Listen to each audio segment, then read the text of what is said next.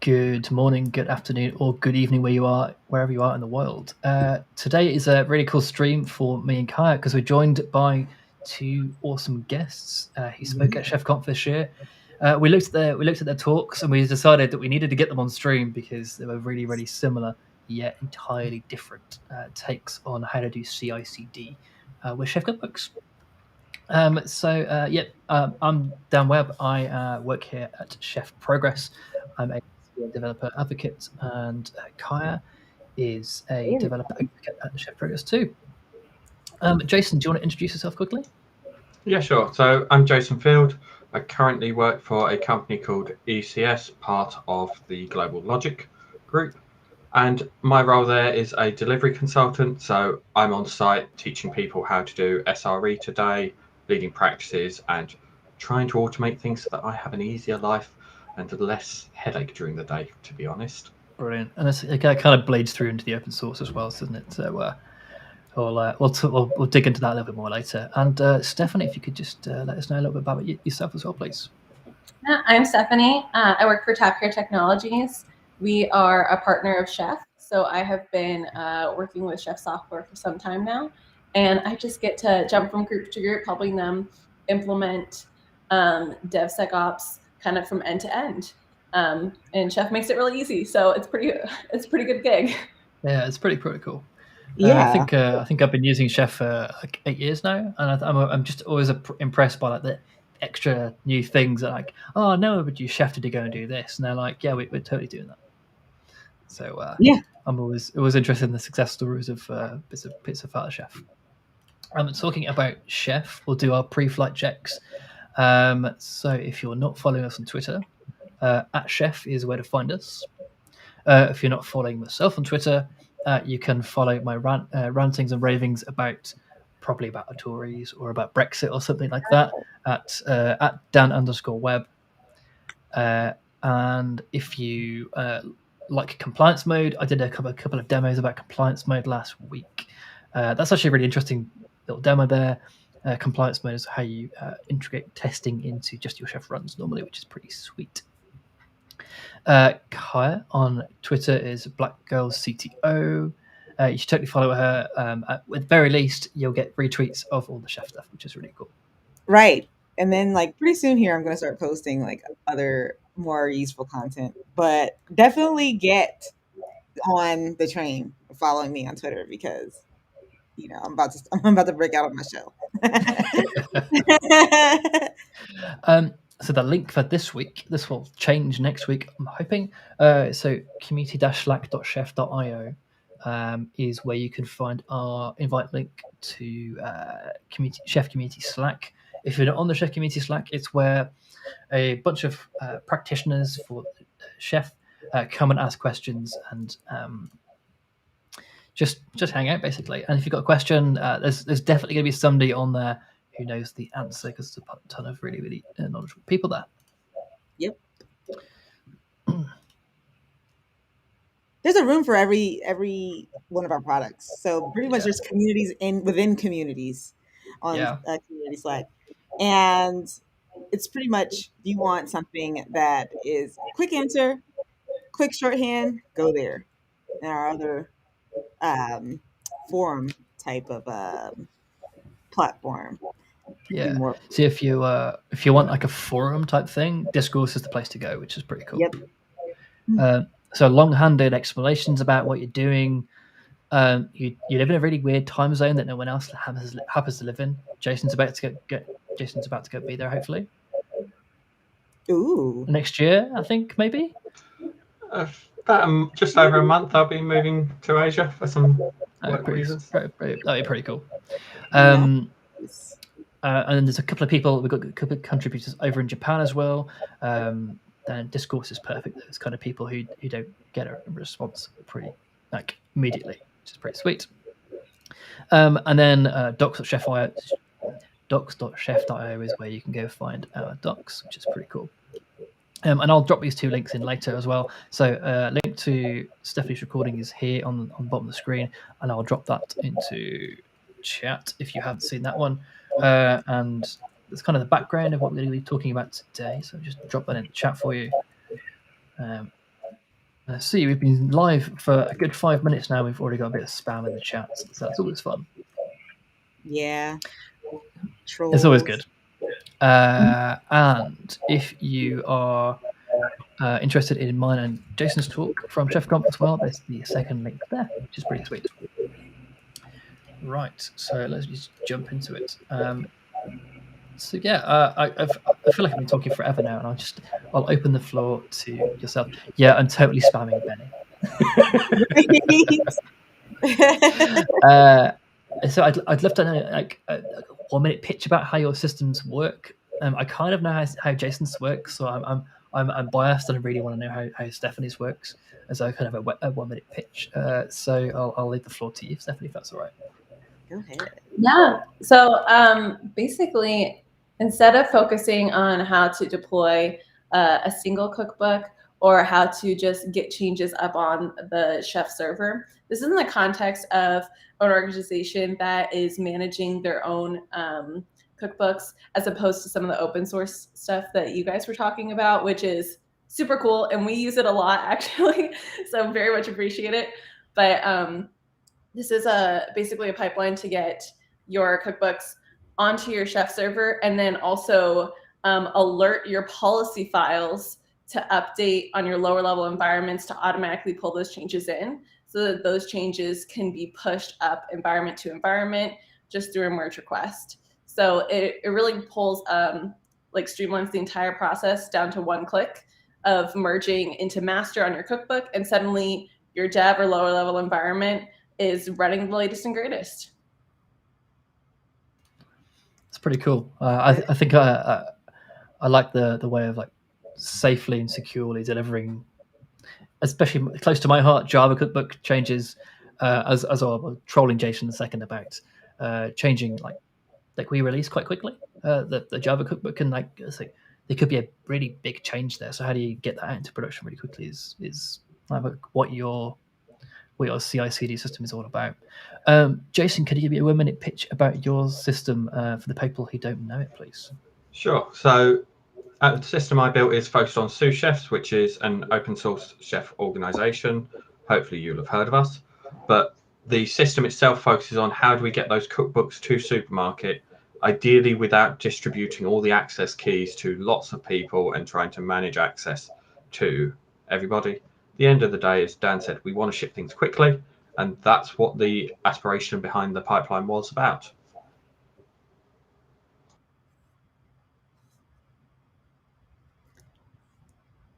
I think that.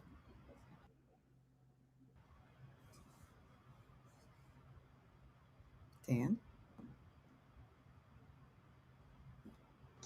I've muted myself, and I'm not unmuted myself. So it's pretty cool. It's like I like the two differences there between like you've got a Jason, you've got a really small bundle of code, and you're yeeting it at production basically. Like, yep, this is youjust throw it out there. We've got like you've got an amazing I've been watching like there's a new rocket that like they're now throwing rockets into space as today, so we're now yeeting things into space. Like you've got a big testing pipeline there, or you've got some sort of suite of tests that you usually run against the things that get released quite regularly. Yeah, so we make sure we've got our unit tests, our test kitchen tests. We have automation that basically says, hey, if you haven't added tests, please add tests. We want our changes to be solid that go to live, because those are obviously the cookbooks that everyone uses. But it's also that challenge of, for us, there is only production. There's not really a staging or a pre-release area that we can put things in that people could try it before they commit to the production releases. So we need to make sure those releases are fully stable. And I'll be honest, we don't always get it right, but more often than not, we do, because of the good test infrastructure around it. Yeah, there's some interesting harder cookbooks to test than some other ones. So it's like, I guess the Kubernetes cookbook is basically almost impossible to test unless you spin up an entire cluster and then start throwing API calls at it. Yeah, AWS, again, another challenging one. Anything that directly interfaces with the cloud, because we're open source, because secrets providers and all of those things are challenging when you don't want anyone to have access to it, but you do want things to build. They're the cookbooks that very much are a little more fragile due to just how it is. So at least you're sort of testing a sort of singular unit of code there, whereas Stephanie, you're testing sort of how multiple cookbooks interact with each other, and then so you brought the Java cookbook in, and you may suddenly say you need Java and you need, say, Tomcat or something like that, and then you're wondering how the two interact, I guess, isn't it? Yeah, so we do similar testing on each individual cookbook. I mean, Cookstyle and Test Kitchen using inspect tests are just kind of like the standard at this point. If you're not using Cookstyle, your code probably doesn't look as cute as it could. And, inspect is really great for that end state testing to make sure okay, at the end of the day, are things getting done the way they need to be? So those definitely play a big part in making sure that the cookbook pipelines, because each cookbook has its own individual pipeline, are working properly. And then the policy files actually are using either through the audit cookbook or the new IFRA compliance phase are using inspect profiles as tests. So that ensures that once we get to our environment, we're having continuous testing that we can see, okay, does everything play well together? Yeah, that's really cool. I like how you're testing almost entirely different things, but the testing story is basically the same. Yeah, which is nice, really. I think no matter what kind of size and shape it is, you just use Test Kitchen and Inspec, and that'll get you 90% of the way there, which is pretty sweet. What are you going to say, Kai? Sorry. Honestly, I think that should be a part of the Cookstyle tagline, because cute matters. It really should be. Yeah, I should get Tim to get at a tagline, making your code cuter. So, I know we kind of talked about this before we went on air, Stephanie, and probably Jason as well. Actually, what were the reasons for you choosing GitLab and GitHub Actions for each of your respective systems? So I'll leave it on to Stephanie first, and then we'll jump on to Jason, because I think Jason's got a million reasons. So. Yeah. Well, so I work with different groups. So I'm hopping from environment to environment, and some people are in ADO, some people are in GitLab or GitHub. So really, this is more of the concept of how you implement pipelines, and the actual implementation is fairly specific to whatever environment you're in. So overall, you're going to have these basic steps, right? Cookstyle can run anywhere. Test Kitchen can run anywhere, and our knife commands to upload cookbooks can happen anywhere. So that's really the beauty of Chef being so agnostic to environment. And then from there, my example for my Chef Conf talk just happened to be in GitLab at the time. That was kind of where I'd camped myself for the few weeks leading up to the Chef Conf. So I mean, there were some great advantages there, the way that you write YAML file or your YAML files is, the syntax is a little bit easier to read, I think, than ADO. But ADO is awesome too, and completes all the same tasks when you just have to, change your syntax a little bit. So there are some advantages, when you can put up your own runner in GitLab, where you can really customize the environment of what your runner is going to look like create your own AMI for that. But outside of that, this can be happening in GitHub. This can be happening really anywhere where CI happens. Yeah, I quite like the customizing your runner part of it, because I guess if you're going to start up a pipeline and then run Test Kitchen and run Knife and run all these kind of things, if you've got an AMI with that baked in already, with at least almost the latest version or the version you're going to be playing with, you then don't have to go and install it, which is something that Jason, I'll try and segue into you in a second, Jason, which is that's the thing that you have to worry about all the time, isn't it? Where your pipeline, you have to install Test Kitchen, you have to go and install Chef, all these kind of things, and you can just have that there ready as part of your runner with GitLab, which is pretty sweet. Mm-hmm. I guess I accidentally segued onto you there, Jason, which is what made you choose GitHub Actions? So for our testing pipelines, we're in GitHub. I think summary is, if you're open source, you're basically defaulting to GitHub nowadays.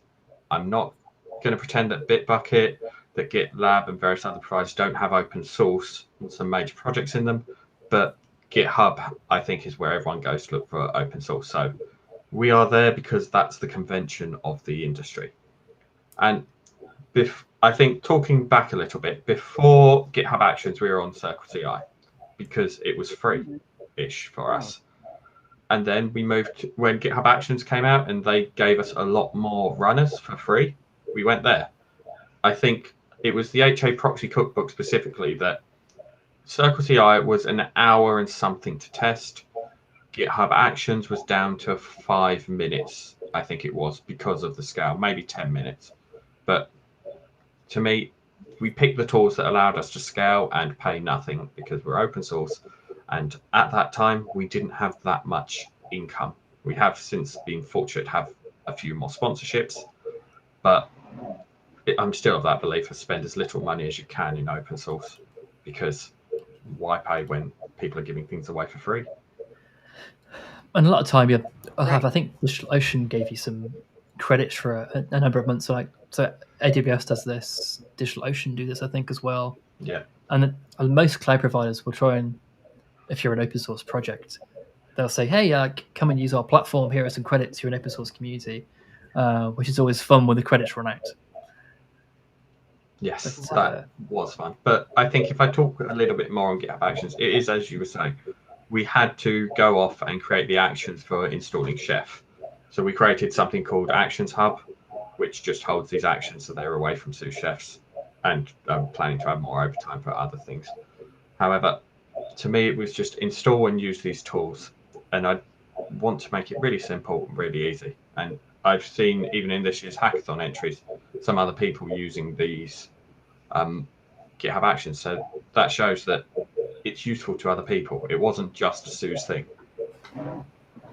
It's quite nice to be able to develop a workflow and then have it reused by other people.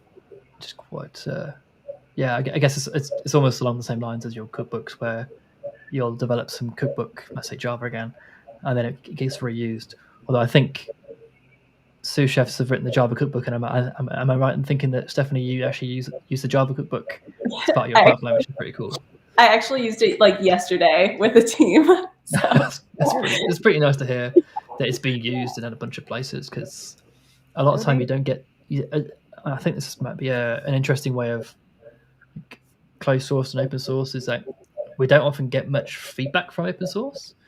So whether you're aware or not, I'm also part of the sous chef community, and usually the only feedback we get is like, hey, you broke our stuff. Like, oh no, I'm sorry, really sorry about that, but yeah, with version changes or whatever. But I'm assuming you get more feedback on a regular basis there from your users. Yeah, well, I mean, in terms of like feedback from users, we basically, are the users. Because everything is internal for an organization. Like when you're working on something, you might have a team of like 3 to 6 people that are, the chef people for that organization that are developing these cookbooks and managing these nodes. And sure, like end users might say, hey, there's an outage or something like that. But in terms of what you want in your cookbook or like features that you want, it's very much internal. So things tend to happen very quickly when you're working with a small group like that. Whereas I guess like in open source, there might be a lot more hands. So things might move even quicker, but get possibly slowed down by different needs. Yeah, I definitely agree with that on open source. So from my perspective, there are times when I want something where, because it's open source, I know a while back I needed some change to HA proxy. I could get those in so fast because it was open source, it was easy. But there are other times where you can see someone wanting to put in a change, and it's that slow feedback cycle. Because you're not in the same company, on the same team, you can't just call them up, have that chat. So it goes back and forth and back and forth. And you want it to be nice and quick. You want to give them that good experience at the end of the day. I do think internally it can be easier because it's easier to just call someone up and say, hey, you're trying to do X, but but you do know if you do it in Y fashion, it will work a lot better. Mm-hmm. Yeah, I think. So, do you have any before I move on to the next section? Does anyone have any questions about releaseness? Are we going to add any other programming languages to Chef as a DSL? So programming languages, no. Like Chef is built on Ruby, uses Ruby underneath the hood, but you can write recipes in YAML, which, funny enough, I did with the Java Cookbook the other day, because that's what we're going to talk about today is the Java Cookbook. But yeah, the Java Cookbook, if it's using custom resources, then you can just call those custom resources really nicely using YAML recipes. I was actually astonished how easy it was and how nice it was to use Java in that way, actually, because the custom resources just do all the hard work for you, and you just say, I want to use install Java version X. So yeah, if you're looking at something that isn't Ruby, then maybe have a look at the YAML recipes. So just throw that on the screen. Do we have any other questions, or shall I move on to the next section? Which is, I kind of want to know the differences, or any differences you see between delivering cookbooks and delivering your normal sort of application software. So that's kind of like app software.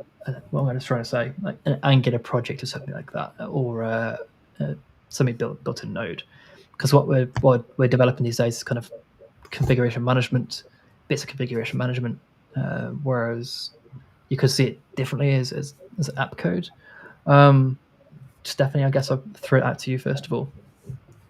Well, I don't know if this is like a cheap answer or not, but typically internally for TapHere, we use Habitat a lot to deliver our applications. So I would say like there's not a ton of difference. Like when I'm uploading a cookbook to my Chef server, that feels very familiar to like when I'm uploading my Habitat package to my depot. So like in a sense, like it's a similar process because things are set up with my supervisor to automatically pull in that change from Habitat. And so kind of like how my Chef client will automatically pull in changes when my policy file is updated. I have a very like relaxed and automated way to deploy applications. So that's kind of like was my introduction to like how you do DevOps. So I don't think I've had to deal with so much of the pain of delivering applications because my introduction to the DevOps world was kind of a cushioned one. Yeah, I guess actually you could almost see that as the same way of like, well, you're kind of just delivering a package there, almost like a Docker container, really. With Habitat, it's pretty different, but also pretty similar.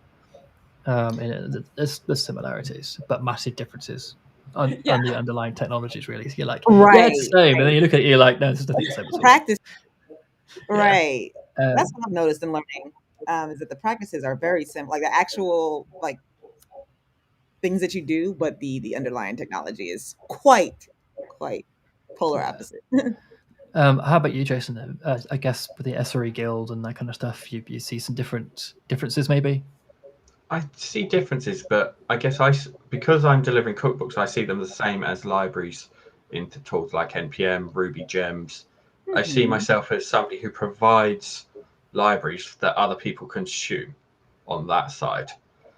And from other experience within Chef, once I get to a policy file, that's a versioned artifact. And if anyone who's worked with me will know, I'm a very strong believer in semantic versioning.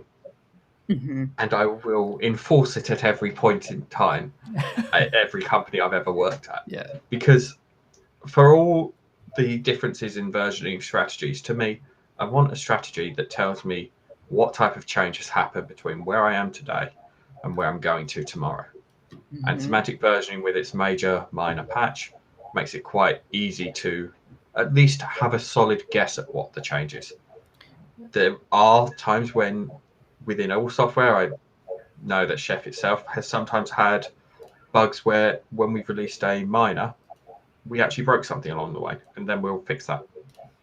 No software is perfect, but yeah, I very much see them as a similar proposition. You're delivering a library that people are going to consume. That's pretty interesting to hear. Yeah.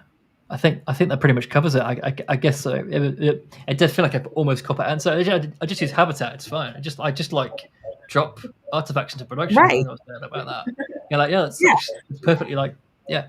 That's how all I've been doing DevOps. for years. Cool. And if I'm anywhere near a Kubernetes cluster, I'm gonna say it again. I'm just yeeting containers at my production cluster right now. They're like, that'll be fine, whatever. Like, it's probably fine. Like, the cluster's probably updating right now as I speak. Like, it's fine. Is this how the chef swag is sent out? Just down with postal boxes going, yeet. Right. I wish there'd be a lot more swag coming. Oh. Yeah, if we didn't have to worry about postal services, it'd be fine. Yeah, for sure. I really like the interesting, like, if you're just going to package up an artifact and then send it out, or you package up a library in your case, Jason, and send it out, you get to test these reusable parts of software, which is nice. I saw somewhere yesterday at the Python community, I keep reinventing this wheel. I did not deliberately use the word wheel there either for Pip. But like, at least with software delivery, we've kind of ended up with this artifact-driven like mode. Like, if you can figure out what the artifact is, you can then test that artifact going down the line. So it's like, well, I want version 1, and I don't know. Stephanie, you've just been using policy files, haven't you, with the policy file locks? Yeah, I mean, we use semantic versioning too.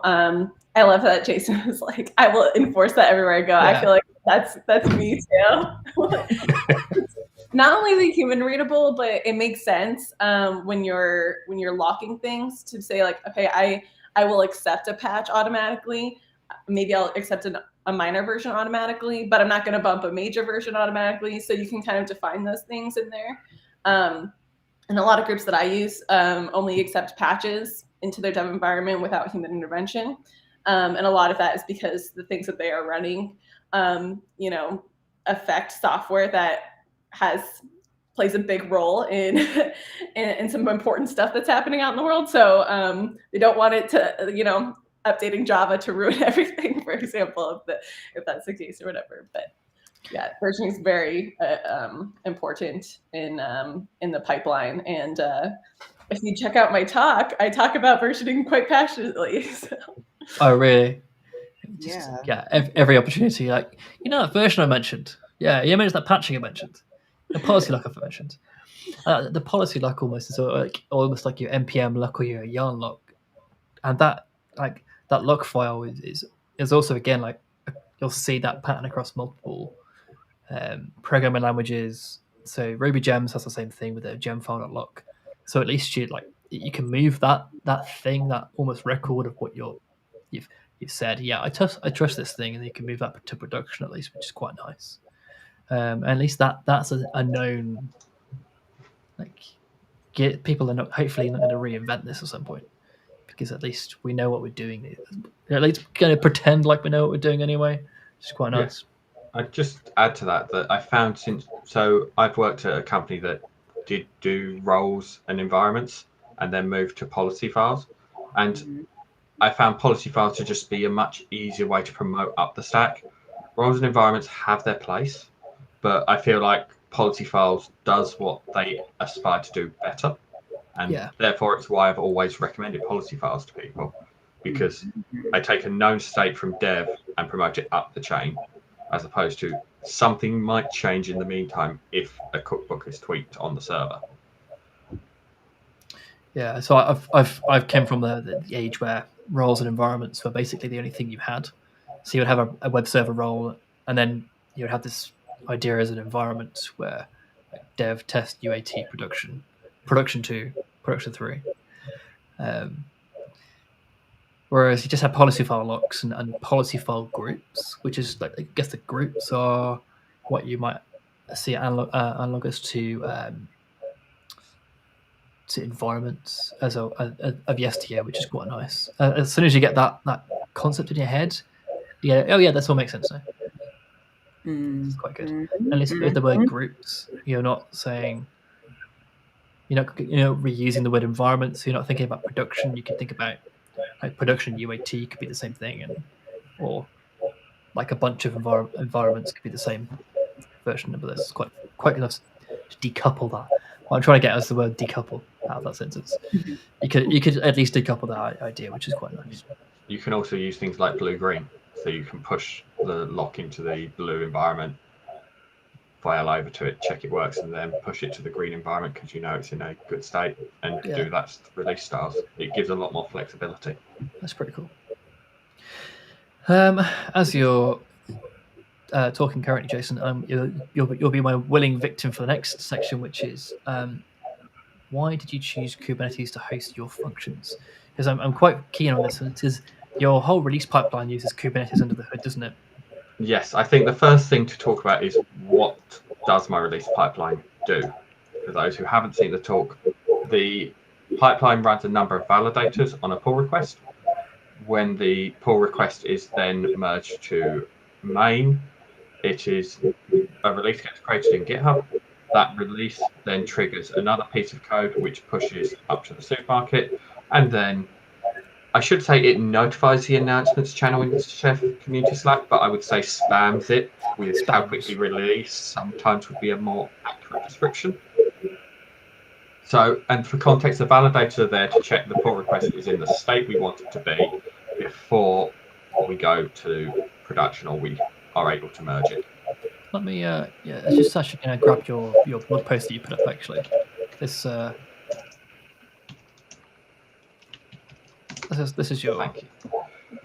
Yeah, this is the workflow, so this just helps to talk through what's going on, and it makes it a lot easier for me to remember because, like all engineers, I write documentation because I forget things. So, as to why Kubernetes, realistically, I wanted to run something small and fairly hands-off that would look after itself.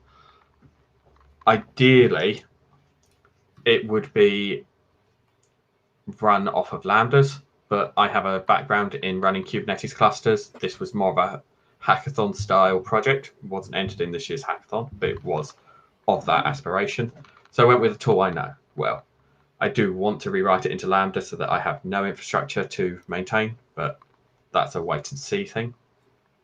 But yeah, Kubernetes, it just scales itself. If I need to upgrade, it's easy. And while there is some ops workload there to upgrade the cluster, it's not the same as having to maintain virtual machines, patching them, dealing with all of the headache. With the right Kubernetes add-ons, you can have it handle the SSL for you, and an awful lot of providers offer a managed Kubernetes offering. Shout out to DigitalOcean here.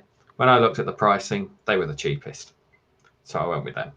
Again, I'm not pretending that I did some huge cross comparison. I went, what's the cheapest? And then I emailed them and said, can I get free credit? And they said yes. That's quite nice. Sometimes it's like yeah. Sometimes like that. Like, hi, can I have free things, please? Of course you can. So you've kind of got two sections of your pipeline there. I guess you could draw a line in between this bit, which is like pre-merge and post-merge. Yeah. And then your pre-checks. Yeah. So if I talk through the checks, so as I've already highlighted, I very much like versioning. So the label validator looks for a release label of major, minor, or patch, and only one of them. If it doesn't have that, it fails the check. So all the validators are pushed in as GitHub checks. So therefore, they can follow the same thing as all your existing CI pipelines. Nothing special here, nice and easy. Changelog Validator is there to check that you've actually put a changelog entry in the right space so that when we merge, it will put the right thing in the announcements channel. It's quite useful sometimes. And metadata validator, that you've not gone and changed the version number in the metadata file, because we manage that in the pipelines. We don't want people going and tweaking or playing with those numbers. The stuff on the right, fairly simple. We use the GitHub Releases system. So rather than just create a tag and push it up, we use the release because people can choose to subscribe to only releases on a cookbook. So it'll give them another way, as opposed to following the announcements channel or subscribing to cookbooks in supermarket, just gives them choice as to where they want this information from. We do use the GitHub Deployment Api, which I heavily recommend people check out.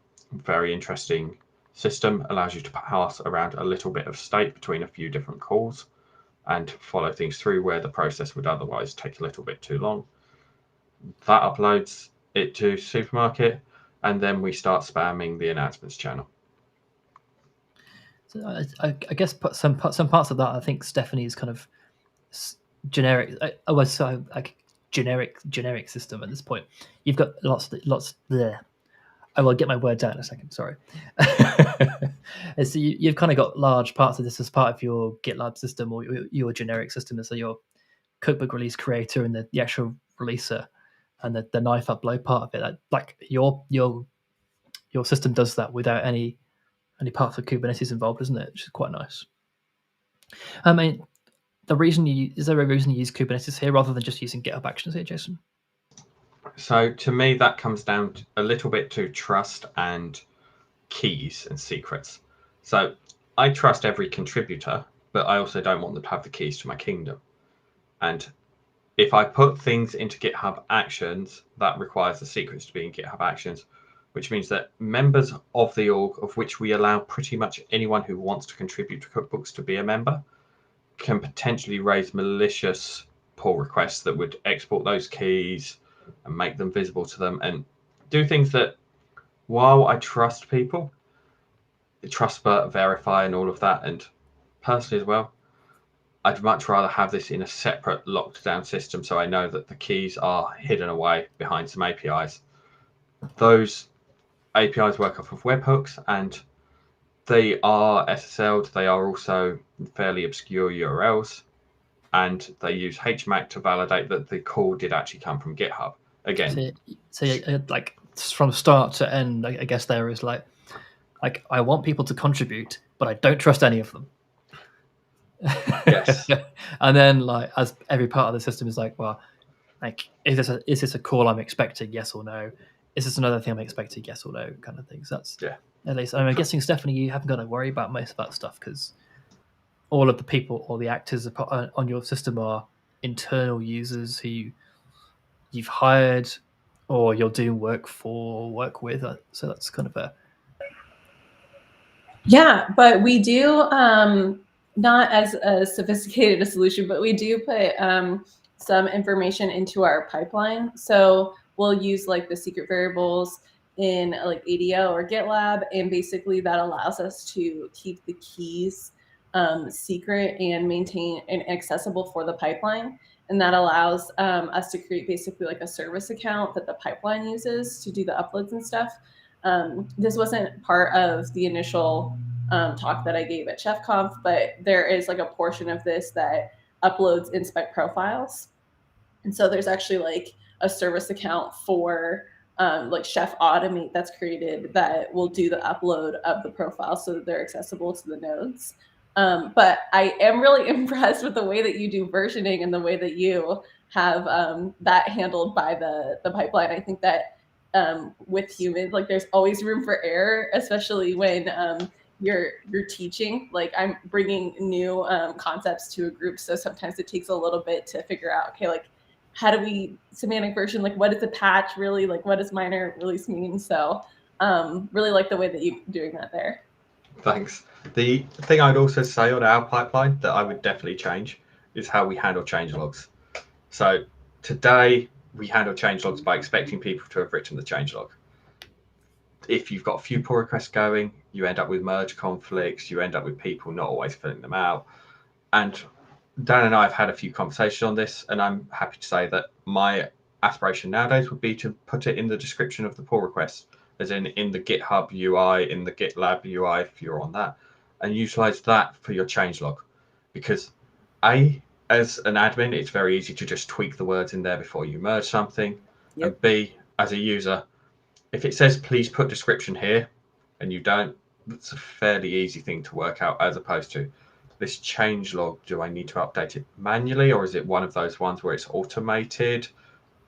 And we're sort of in this halfway state where a bit of it's automated, but a lot of it isn't. And yeah, so I've often seen that there's an unreleased section in your changelog, and then people have to put it underneath there, and you need to like tell them like, oh yeah, can you just put it in here, and then don't change the heading to like the next section, like when people are being almost too helpful, or too like, yeah, they figured out the whole thing, and then like, oh, they figured the pattern out, so they're going to do the next thing, and like, oh no, can you just do half of that, please?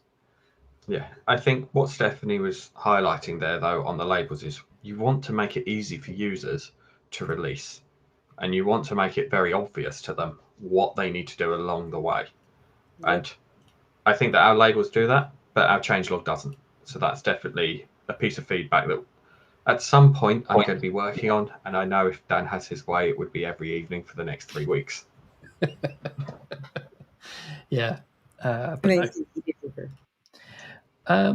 So I guess as a question to Stephanie, how are you handling sort of the versioning today? I mean, honestly, it depends organization to organization. Some groups will put basically a check during the cookbook merge request that the metadata's version has changed when there's an updated version. But I would say it's largely human control, which definitely is something that can be improved. So we expect like every single merge request into master to have an updated version, and this allows us to update a new version of the cookbook to our chef server. But yeah, that's a piece that we are still tweaking, and every group kind of has different thoughts about it and different ways to implement it. So you're I guess for obvious reasons, your solution isn't open source at the moment, Jason, is it? The code itself is open source under my account. It's not under the SUSE account, because that had enough repositories, and I felt like I should have something to show off under my actual account for once. Right. But things like the Terraform code to build it is sat in SUSE, and being open about the code, I'm happy for it to be open source. I'm happy for it to exist. Mm-hmm. I'm not giving anyone those secrets, though. They exist hidden for a very good reason, and that's why. That's cool. I like that. I think at least lets people figure out how the system works underneath the hood, and although it's not always too easy to find, is it? Before I move to the next section, if anyone's got any questions about anything we've talked about today, drop them in the chat or in the Chef Community Slack, and we'll answer them in a second. And I guess we'll move into the last bit, but again, if anyone's got any questions, drop them in there. I was going to throw in something else that we have in SUSE, because Stephanie was obviously talking a lot about Cookstyle earlier, and I may have also done a similar thing for a hackathon entry very recently, but which Stephanie was a judge for as well. Right. But one of the things I'm big on is anything that has some kind of auto correction system. Try to write some automation that will push that as pull requests, merge requests to the system. None of us really are that good at actually keeping our code up to date with the best practices until we come around to edit the cookbook, edit that code, and the pipeline says, you've not got the latest little fixes on there. And we go, oh, great, that now. So in SUSE, we have an automated Cookstyle runner that will issue pull requests. That is not the one entered in the hackathon. It is some dodgy PowerShell, which I would advise nobody to ever look at. It is definitely dodgy, that script, but it works. But you're going to replace it with the hackathon one, right? Yes. Good. Yes, Stylia. Yeah. That was awesome, by the way. I can thank Arthur for that. He's a Golang dev. I'll pretend that I wrote some code in there. But yeah, I think though the point I'm saying is where you've got automatable static code analysis tools, see if you can actually have them raise the changes for you, because sometimes they do need a bit more work. This year with unified mode, you can just accept that. There were some other changes you needed potentially, but if you can have these small changes going on all the time, you never get that big change. You always get small patches rolling through the system. And when it comes to, I need to upgrade from Chef 15 to Chef 17, for example, you're already there. You're already following most of the best practices and most of those recommendations. So the upgrade path is a lot less painful because it's already been handled for you over time, 5 minutes here, 5 minutes there. Yeah, so Cookstyle as well has a target version as well. So if you're running the latest Cookstyle, but you want to run it, you want to say, I want to move from 14 to 15, or I want all the corrections that target version 15, and nothing after that. You can do that quite nicely and quite easily with just a Chef target version in as part of your Cookstyle YAML, which is pretty sweet. So if no one knows that, you can just run the latest Cookstyle and have it update your Chef 14 cookbook to Chef 15 rather than going all the way to 17, which might seem a little more scary. So yeah, it would scare me if I was on Chef 14 and I was like, right, I'm just going to run Cookstyle. Oh dear, what have I done? But actually, all you want to do is 15. So Chef target version there. It's a bit like a target Ruby version, or is it Ruby target version? One of the two anyway. So Cookstyle underneath the hood uses Ruby cop. So there's very similar wording there. So yeah, it's pretty nice. I guess the last thing, as some new viewers tune in, what I want to ask you is, what is the one thing you like about your system that made it easy to do what you do? I'll throw that out to Stephanie first of all. I would say like the one big piece that I get excited about with my automation system is that there's this triggering this conversation between a cookbook update and your policy file that manages your node. I think that that's like really the key piece that makes it all the magic happen. Because policy files, like a lot of the groups that I work with were migrating from roles and environments to policy files. And you hit on this earlier, but because when you are, running chef install and you're creating that policy file lock, you're creating that piece that says, okay, like all of my versions are stuck here, and it's going up to the your lower level, I guess, policy group. I use the word policy group environment interchangeably. I know that it's probably confusing, but because of that, like I can be really confident about merging that change into my next environment or into my next policy group. And I think like being alerted, hey, something's new, let's try it here and let's lock it down, is really something that allows you to not be so worried about your code and about what version things are at. That's really cool. I like that the safety that your system gives you there is like really paramount to be able to roll changes out to really, really important systems. That's pretty cool. Whereas, again, of course, I'm going to say it again, Jason just yeets things at production. Because we always just merge, admin privileges, done, thanks very much, get it out of there. Remind me to take yours away again. Well, so what do you think that's like the difference between, or one of the reasons why that just happens is the difference between like open source and kind of like, the corporate culture of things? Is that kind of, I think we joke about yeeting, but I would say SUSE has a decent pipeline. I still use it as examples in companies today. Okay. As admins, we might overrule the pipeline from time to time where it's fundamentally broken, but we need to get something out because, example is unified mode. Some of our pipelines just weren't passing, but local tests proved that unified mode worked. And if we don't get unified mode out, we have a lot of customers who utilize our cookbooks who can't actually progress to Chef 17. So we joke about yeeting, but the yeet is more around the fact that there's not a non-production environment, so we need to have our code absolutely solid from the get-go. And where we make mistakes, as all developers do, we don't have a test environment to make those mistakes in.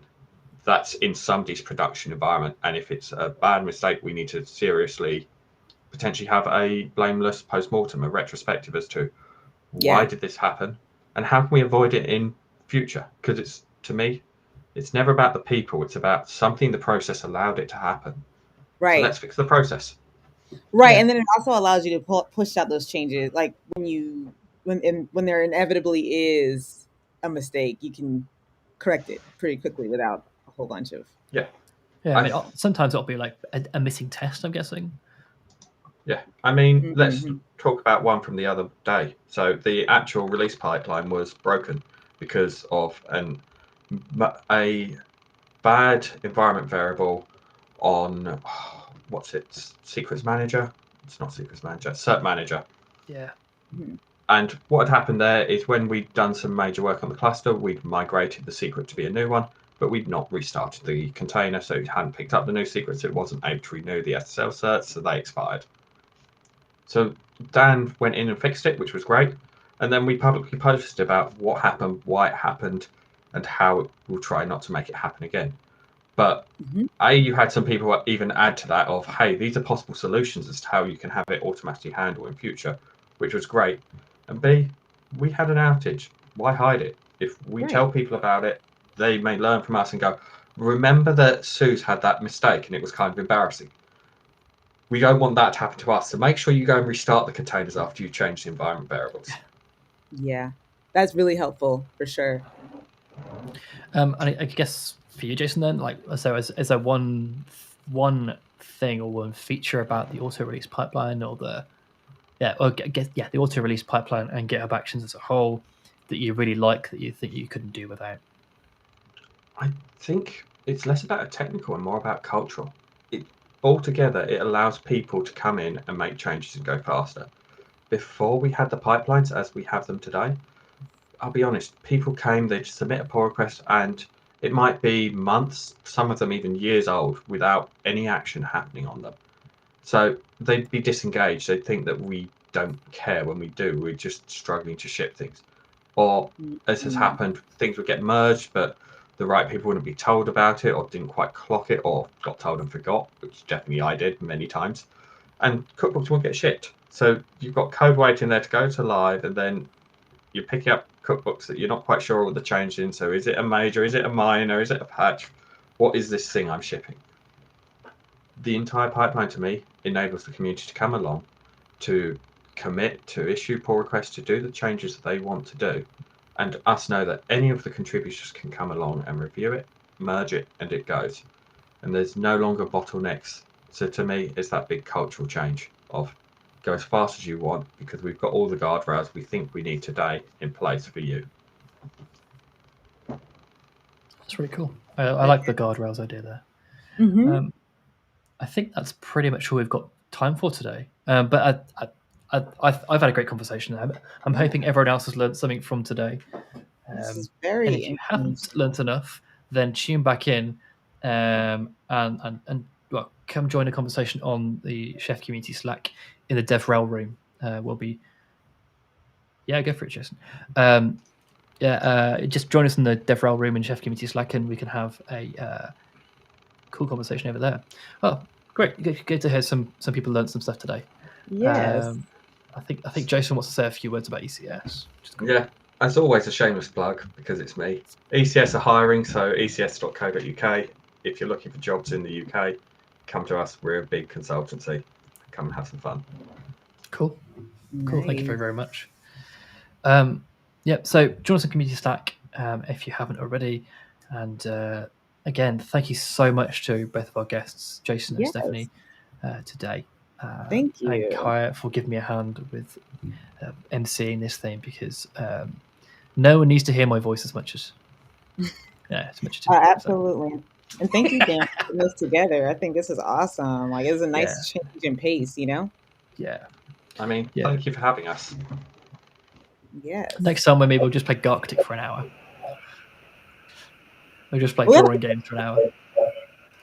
Look, I think we had some tangents that we could make into the other streams, like, in the future. So I'd be happy to explore those ideas as well. Yeah, that sounds pretty cool. I think we should definitely do that. I like some of the guardrail stuff, maybe, and I guess we could dig into some of those pipelines a little bit more. Oh, QBRD's back. We're all good. QBRD. Sanity is restored. Our regular viewers. I think just on guardrails, that's what I see all testers. They are. All testing, all things before production exist to make sure that we've got some guardrails up before we get to live, because that's where we impact our customers. If I break dev, yes, I upset some developers, but I've not upset the bottom line or broken a critical piece of infrastructure. Yeah. Nice. You know, also, I really would like to commend the both of you, because like I've been here for 6 months, and you all, like, between Chef Conf, Hackathon, you know, coming on and doing the stream, it's, you guys are really in the community. You can tell us you both really care. So, you know, we really appreciate that, and happy to have you all as a part of the community, and, you know, happy to be in your presence, because it seems like you guys are doing some really great things with Chef. And yeah, like specifically, you know, from we even talked about some of them today, from the open source perspective and also, you know, corporate perspective. And Stephanie, you going around teaching other companies about using Chef as well, so spreading the word and kind of like almost like an ambassador way, you know. So that's awesome, and I think I really felt the need to call that out. Thanks. Well, I mean, Kai, I think you're pretty cool too. Thanks, girl.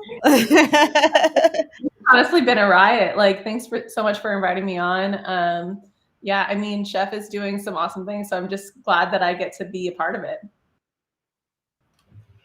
Absolutely. Yeah, I like the hackathon this year was pretty cool. So like Kaya was like head honcho for the hackathon, and me and Stephanie were judges, and then Jason just entered because he felt like it.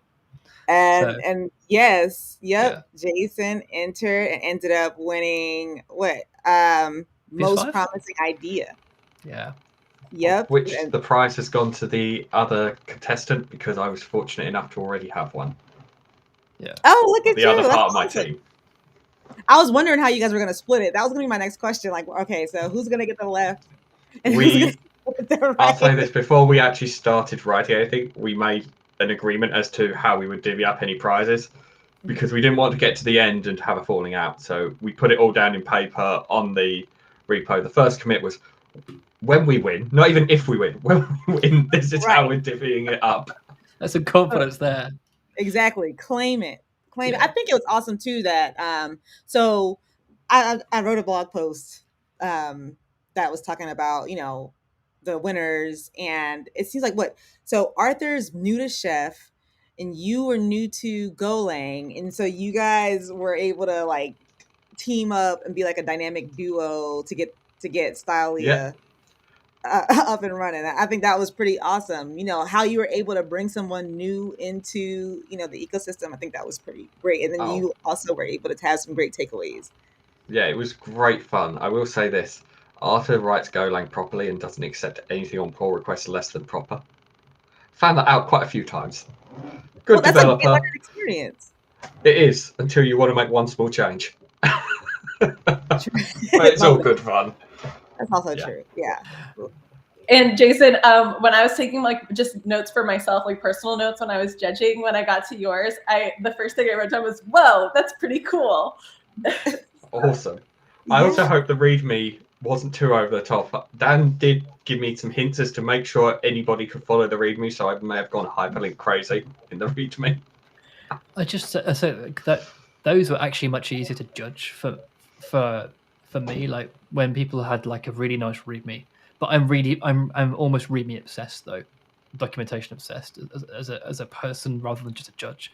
Like if I can't get to the stuff that I need to see easily from the README, like README is your landing page. So if you can't get to the other places easily, like there was a couple of entries that were good, but their first README was empty, and I was like, oh, I'm digging it. And that also put me on the back foot immediately. And I'm like, oh, I'm now digging around, and I don't mind digging around, but my life is made much easier if I don't have to dig around. I'm like, oh, I just click this link. Oh, it's all good. Very good. So what you're saying is I should submit 50 projects next year with no READMEs to help you out. You could totally do that, and DevPost would filter you out for us because they're awesome like that. Yes, we had 666 entries, And we ended up marking, I think 20, I think it was around the 20 mark. They just filtered out so many. That post said yeet, yeet. This one's trash. and Jason still made it through. And Jason made it to be one of the winners. I